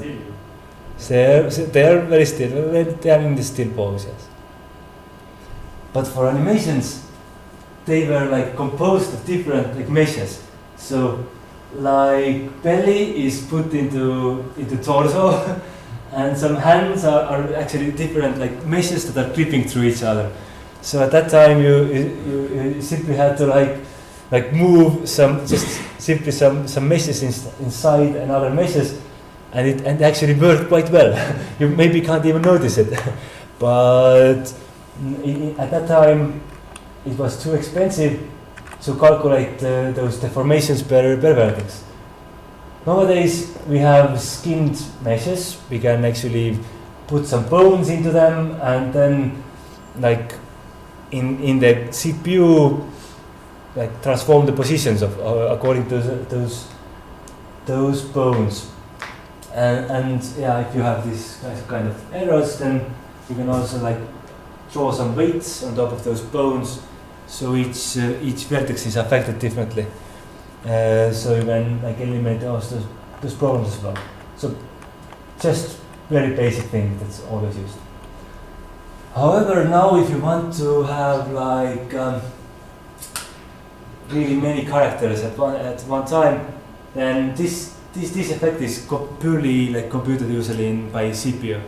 Well, it can be like done in CPU. I hope someone does it sometimes, but just like transforming all those characters already like pulls your FPS down quite remarkably. And if you now want to add some nice graphics on top of it, then you might these nice battle scenes might get really complex. However, there is another way. What I suppose is really nice. It's actually originally the idea comes from one blog post where they are animating different like food items this way, and it's just done by coloring vertices differently. So, for example, the red color means that the things are like squeezing and blowing maybe, so they are like translated according to the normal vector, and the green part means that they are like moving up and down, for example. And then inside GPU, based on those colors, the vertices are just animated, and it looks really nice. And yeah, for example, I tried it out. I made a character this way.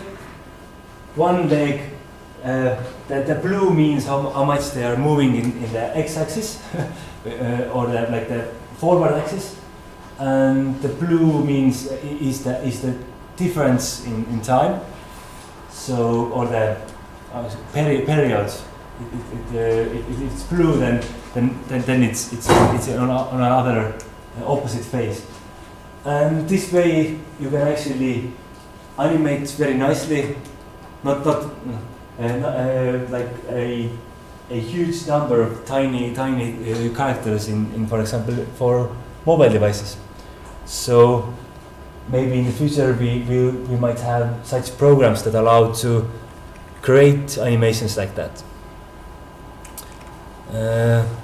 Here on this mobile screen I just have like very few characters, but actually Margus tested it, and it has like 1,000 different like characters running in 3D mobile screens, and it felt really nice. Also this inside graphics cards, oftentimes other things Coding your own games is easier than you think. are being rendered. You should take this online. For example, NVIDIA has proposed an algorithm to render water, and like 1,000 ships on the water. Later it shows the performance. It didn't run very fast. However,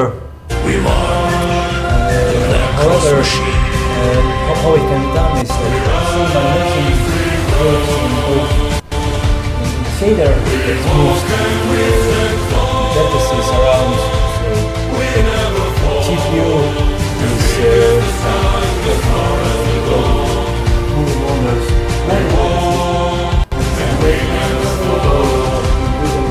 into the CPU, such that the CPU has exactly the same calculations. So the CPU will sync the chip and both like the CPU and GPU are being like perfectly synced.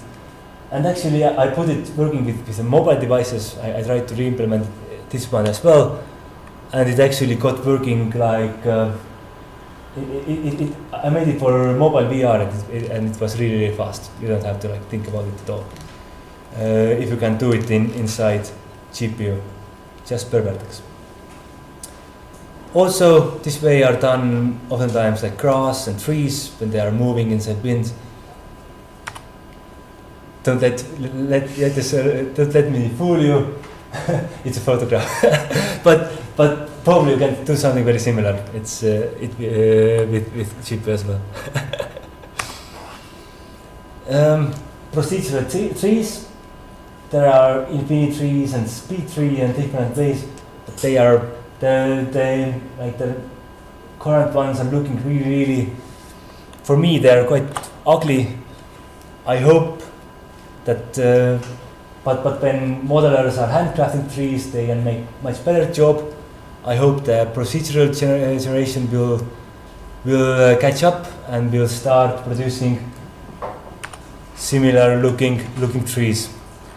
Like here I have a plant generation, for example.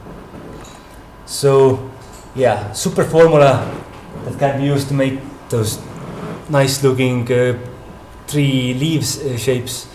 It's patented, so you can't use it. But I hope someone will come up with some other ideas. For example, we still have curves. Bezier curve is not patented. And maybe you can come up with some idea how to construct procedural plants better this way. All right. And now last thing. So here is a quick example how regularly all the rooms or like nice science fiction thing are being made is that modelers are, first of all, they are modeling some rough, estimating doing some overall sketch how the geometry is gonna be placed and how the overall picture will look like. Separate some things into areas. Then modeling those small detailed meshes for those objects. Baking textures to the low poly meshes, different type of textures, meshes, painting and baking. Then placing a lot of lighting in the scene. There are many different types of lights there, some different ambient lights and so on. Doing some post-production. This is on the surfaces, and finally, maybe in this case, giving some final touch in Photoshop. So quite a lot of work to do every detail, every piece of your scene. Nowadays, there are alternatives, and for example, one particular studio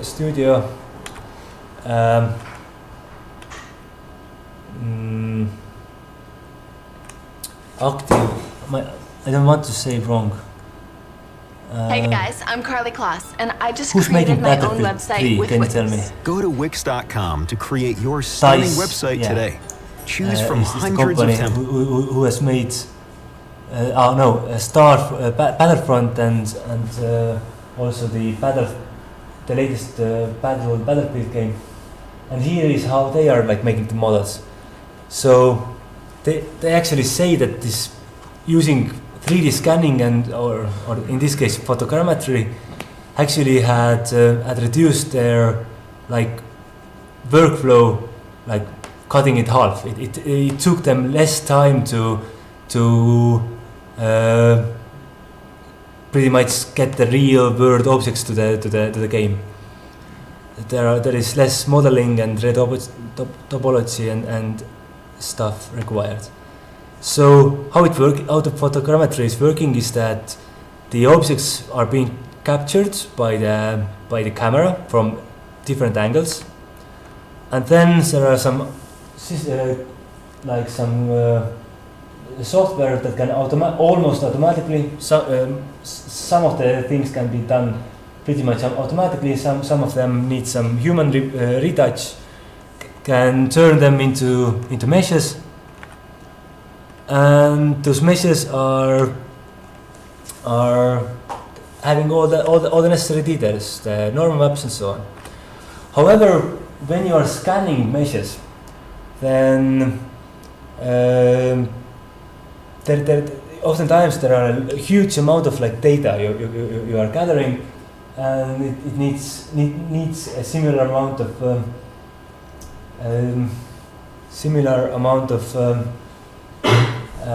texture or like texture space as well, and a lot of like graphics memory to hold those textures.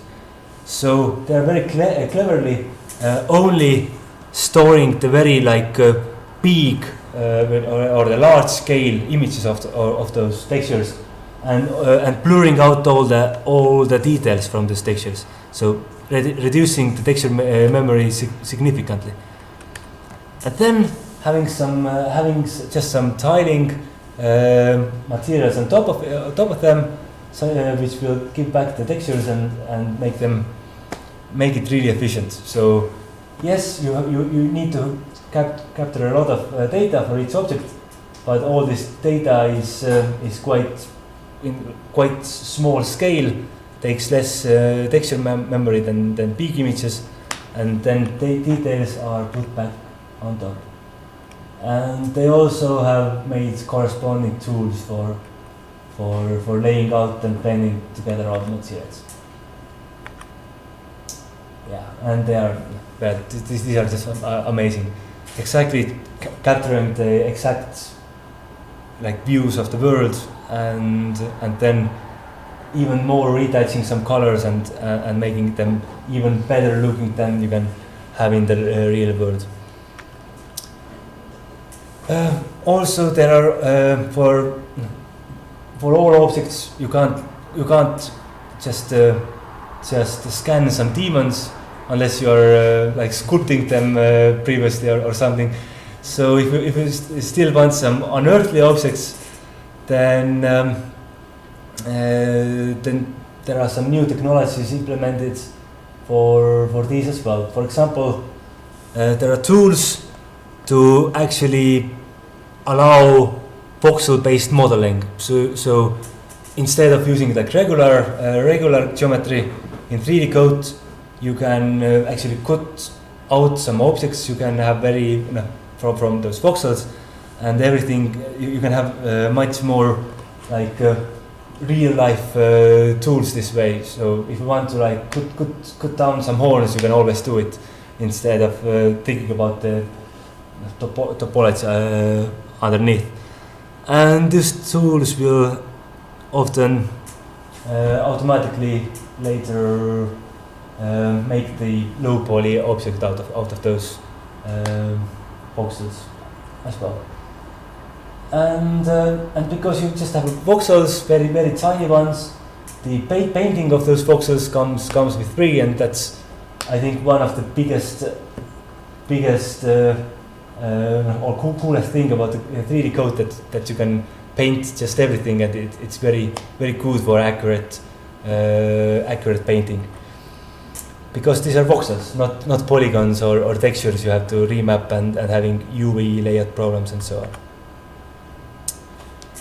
But yeah, one of the best 3D modeler who I know, Thor Frick, has said one of his video streams that in the future 3D modeler job will become automated. His job, and it really can be. So there is definitely always need for concept artists and guys who are making concepts. Maybe the future concepts are made differently, not just in paper, but maybe in some tools. But the 3D modeler job, as we know it today, should be automated in the future. It requires a lot of repetitive steps, and all those things can be done differently, and it takes time before new tools are being developed, but there are always new tools being developed, and we just have to adapt them. So, for example, low detailed objects, as I said before, if you have any like triangle problem or you have too many polygons, then you can always make some loads to it. So in distance objects will be less resolution. However, loads generation is often done by hand, but there are also some tools that are doing it automatically, but making a very messy job sometimes. Maybe we can make them better and start by just developing load generation tools that are like mimicking how the humans are making loads, maybe reducing some age loops and so on. But program these things into the software. So this is the first area where we might have chance to automate the human process. Another thing is that we might completely change how we are doing the models in the future. And regularly all the models are like mapped into textures or the polygons, and then some textures, different normal maps, just albedo maps are baked into those textures, as you can see. However, if you have like more complex structures like this battleship, for example, or this like fighting helicopter, I don't know, then if you look at this texture corresponding to this model, it's those details get really small really fast. So you really have much problems to fit all those details to this area. So even if you have like 4K textures, it will become quite too small too fast. So you can't really look this battleship very close. Otherwise, you can see the textures. And we know that 4K textures are very like graphics memory depending, and it doesn't scale very well at all. So how Star Citizen is overcoming it is a nice solution. Is that we can oftentimes just make some very uniform looking textures or material. Yeah, texture materials that are made for, let's say, like 15 centimeters and are repeating. And so you can cover the whole surface with those very uniform looking textures, and it will like blend very well. There won't be any problems regarding to this. Some panels, some other textures. However, yes, while you can cover all the surface with these very uniform looking textures, how can you put details to it?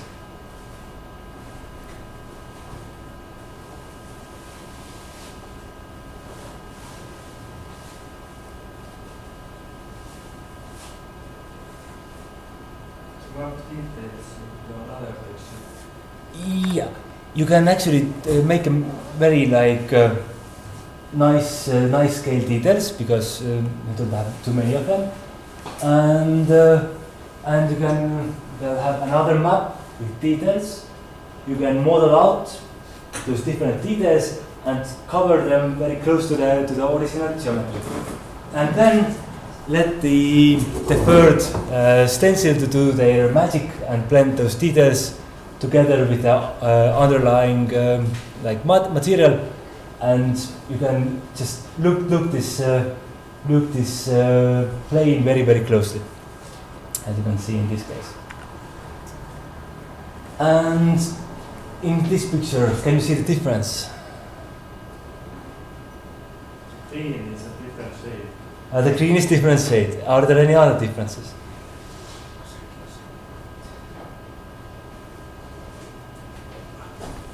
Well, this image has those very, you can say, low polish edges. It doesn't look very natural, but in the real world, all the corners of our geometry are not like completely sharp oftentimes. So here we are having those nice rounded edges, and while you can oftentimes bake them into the normal maps, just having these normal maps being baked, then you can also see that if you have a lot of artifacts in these cases, and in some cases where those points are connected, you will end up with very strange looking normal maps that are trying to fix the normals, but really can't do it well. So instead, the trick is very simple. To actually add some additional geometry. But so in order to have this sharp edge, you will have to duplicate all those vertices on the corners. However, if you just move them a little bit apart, then you still have the same amount of vertices. And then if you put some bases between those edges, so it will still retain the same amount of vertices because they are sharing the same normals. And finally, you should also edge weight those normals such that they aren't making the surface incorrectly gradiented. So the surface normals should stay perpendicular to the surface. And this way you can very easily, just by adding some additional faces, create those nice bevels to the edges. And yeah, that's the final result of the Star Citizen. And that's it. So I don't have anything else to show you today. Thank you for listening, and those final guys who would really stay here. Any questions or comments?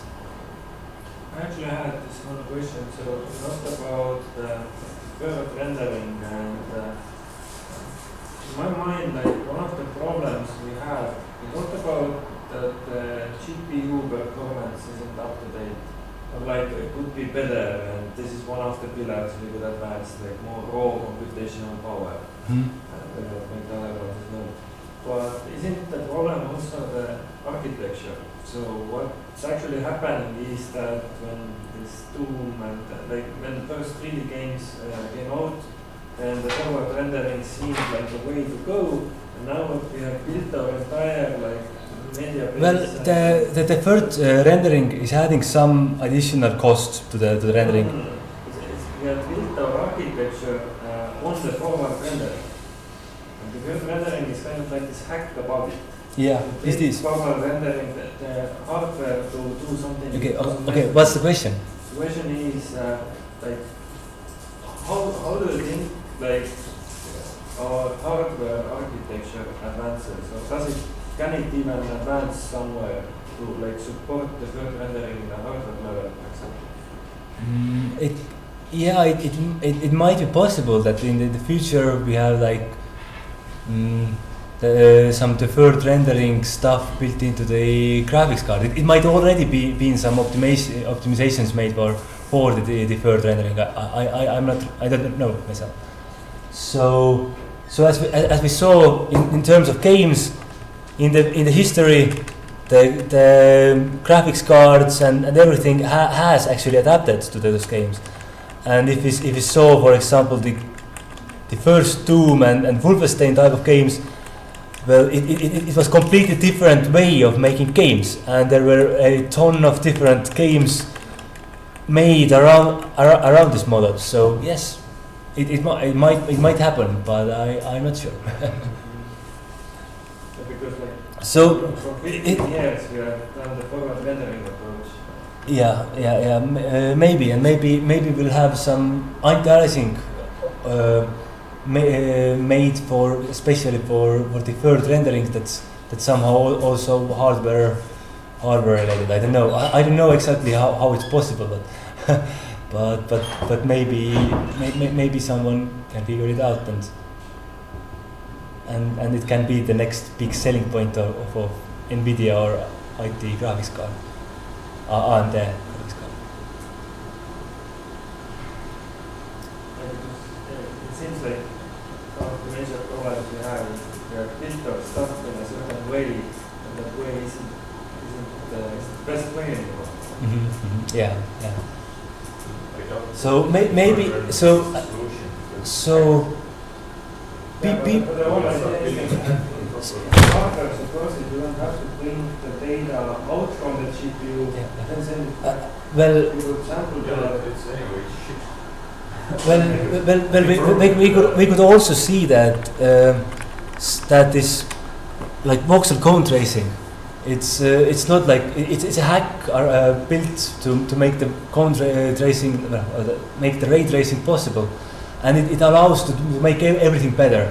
So maybe in the future instead the graphics cards will be built for ray tracing, and everything will be ray traced instead, and we have like or we will have like game engines purely based on ray tracing, and everything will be ray traced. I think it's the only thing that makes sense in the long run to do pure real-time pod tracing, because when you have the tracing, the rendering power doesn't take long to be able to simply straight trace the pod tracing. And it solves a lot of different problems: motion blur, anti-aliasing, all these other artifacts. So yes, we have seen a lot of hacks. All these things are hacks, and so some of them are working pretty well, but almost all of them are producing some kind of artifacts.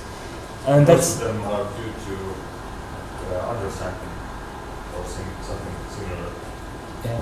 When you have enough raw power to sample, once we can. Once we can render everything like let's say 16K, then maybe the need of all those hacks will disappear, because we can simply like take huge and scale it and have monitors that are such a small pixel that you can't really distinguish between them at all. 16K in something like 4 samples per pixel, render 2K. But maybe 16K is too less. Maybe right now we think that 16K will solve all our problems regarding to aliasing. But I'm not sure. I think that a couple of years ago, when people were drawing things on 640 by 480, I think was the resolution, maybe, or 420, or to remember those times where we had. I remember where we had 600 by 800 resolution, and that was the very nice resolution you would like to render your games. That was when I was in the middle school. The thing is, we are approaching the resolution limit of human vision. Yeah, that's. Doesn't give you that I assume, but higher resolution. but what's that particular vision? Well, Apple has also claimed that their many years ago that their Retina display is the maximum of at the edge of human vision. You can't see any smaller pixels. However, now we have even smaller pixel mobile screens. Why is that? Maybe I don't know. It's not it doesn't solve any problems anymore. Well, but maybe there is. Maybe the aliasing is still somewhat visible in some forms, and going maybe 32 32K will actually make you feel better. I don't know. I haven't seen anything inside. All right. But in film visual effects, a very clear direction is to move into full raw path tracing from all kinds of rasterization, because you have so much power these days that you can simply path trace the shit out of everything. Yeah, it makes shading and everything else easier. That's the thing. But this is why I put the slide here that well we still need to like while we can dream very widely. For example, when I was a little kid and first 3D games were coming out, I also dreamed that maybe in one day we can have so many polygons that things will be like really realistic. However, if you look in the like recent future where we don't have quantum computing and something that might solve all our performance problems and we still have some integrated graphics being developed, we need to maybe still step with smaller steps and find the best solutions to squeeze out the best pictures of our monitors. At this particular point, as efficient as possible. So yes, you might be able to like ray trace, as shown here. You might be able to ray trace 128 samples, but if you can like do almost the same thing with just 6 samples, then maybe you can use those extra things somewhere else. Render some additional screens for having additional reflections or doing some other things, and that's one of my points. But it will take just a few years to go from 6 to 128 just by the increase of the raw render power. Yeah, but also we can't be sure that the Moore's law or video cards will still continue to going, because there might be a physical limit for GPUs as well coming. I don't know that, but as CPUs we have kind of seen that CPUs architecture has gone so small that it gets too very costly to keep up the old exponential growth of power. No, they just spread it out, like the new thing. We know that, but stacked there will multi multiprocessor. Like yeah, but there new like problems might emerge. Like in terms of CPU, we also had this one core architecture and then multiple cores that's kind of stacking, but it often introduces some other problems that it's not so straightforward to just having more will fix all the problems. So after all, after we have reached the atom limit, we can't make any transistors smaller, and maybe haven't like find an ultimate solution to put the quantum computing in use as well. Then we just have to make them bigger, and then we'll going back to the old days where PCs were as big as room, and that's not something we want. We want to go smaller. So in the future, or now, they are just as big. They're not just in your room, it's in someone else's room. And one possible thing to do in the future is also that. So the graphics will be like in the cloud, and we don't need we don't need to render anything by ourselves anymore. Yeah, Yes. some kind of multiplayer game. Yeah. You can just render the whole world as a light feed, for example, and stream it to each user. Why not? Okay. So there are all kinds of different things that can be done that are not. Panen nüüd selle, ma ei tea, kas ma peaks midagi vajutama või. Ma ise oli Ignitos, ma olen välja loginud sealt seest, aga nüüd peaks kinni panema selle. Kes vajutas? Marko siin mehketas kellegiga enne. Pane stop.